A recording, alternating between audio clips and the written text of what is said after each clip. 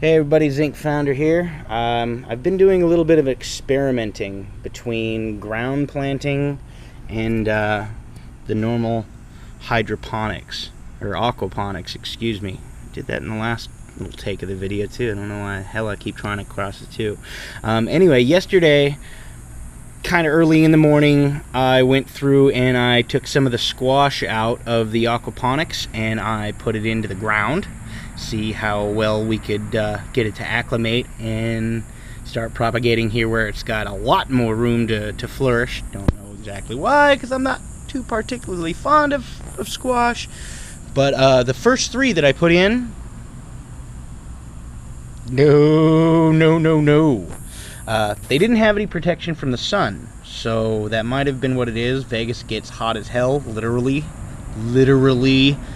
and I'm sure that's probably what it was, because I took all of the roots. There was no problems in the transfer. That lava rock just makes it really easy to go ahead and get every last piece of root, as long as you're careful and you dig down underneath it and just kind of let gravity pull the rocks away as you just lift it right up. So the roots and everything, very intact. They didn't wilt or anything.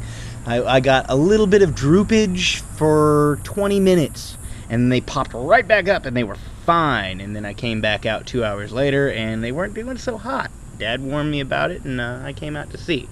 So I went ahead and took 2 of those 3 back out of the ground last night and put it back into the aquaponics system, and I'll show you that.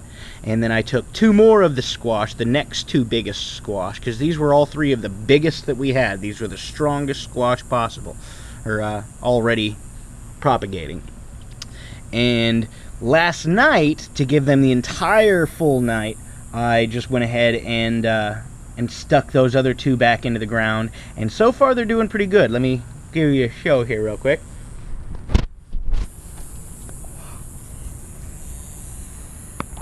As you can see, these nice and strong, they're firm. Let me get you right down in there, nice and firm. That's one of the ones that wilted off, pretty well gosh damn dead. I'm gonna leave it in there, see if I can get it to come back from the ground. And this one, very firm, nice and strong, way strong. Now underneath all that nasty brown dirt is this. I mean, it's been treated, it's been fed with fish water. I am doing my best to take care of these in the ground, because I'm not trying to just debuff ground all over the place. I know ground working does work, or ground planting, excuse me, does work. It's not something that I can exactly argue, seeing as for hundreds of millions of years, that's how planet Earth has been doing it. I'm just trying to show that with a little bit of technological know-how, we can make it better. The peas, nice and strong. Nice and strong. They don't have any real problems. So underneath all of that nasty, icky brown dirt right here is just like that. It's got the water beads, it's got the mulch, it's got fish nutrients, it's got all of my good stuff that I've been putting in there. Now I'm going to go ahead and show you the other 2 of the squash that I pulled out and put back into the aquaponics. Because surprisingly enough, you just saw the other one, but after just one night, let me get that out of your way here. After just one night, this is getting strong again. That's shooting back up. It's a little bit crispy up here still, as you can see. And we might lose those big first couple of leaves. But honestly, I think the aquaponics is going to go ahead and bring them back. It's going to give them back this kind of luster here, like what these ones have got. We do have some spinach popping up right there.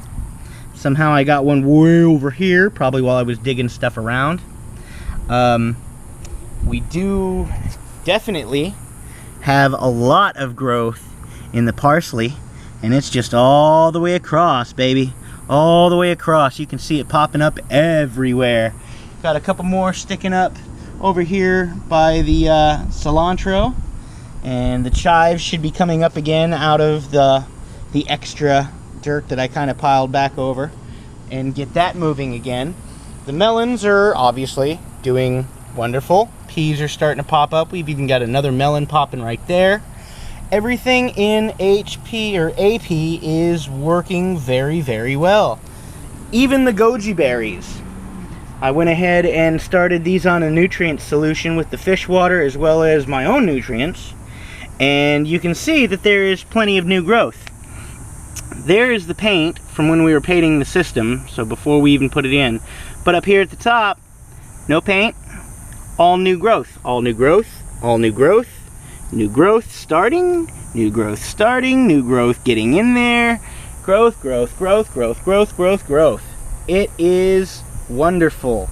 Goji berries usually take about 3 to 5 years to actually start making the berries, the fruits for it. They're really good for you. Packed full of antioxidants, vitamins, all sorts of great stuff. But I went ahead and I took a clipping off of this branch, one of the bigger ones, because I'm going to go ahead and try and see if we can get this plant to restart and just do it again. And if possible, I'm just going to start taking all of those clones right off of it and get them out of there and just restart it. I already said that. I got bit by something, so it distracted me. Might be a sting, actually. We do have a lot of wasps around, and I'm kind of stirring up a lot of stuff. It just happened, too. Look at that. Sorry about my fat, hairy belly, but ouch. It, like, just now happened. Anyway, the best part, look at my corn, you guys. Look at that.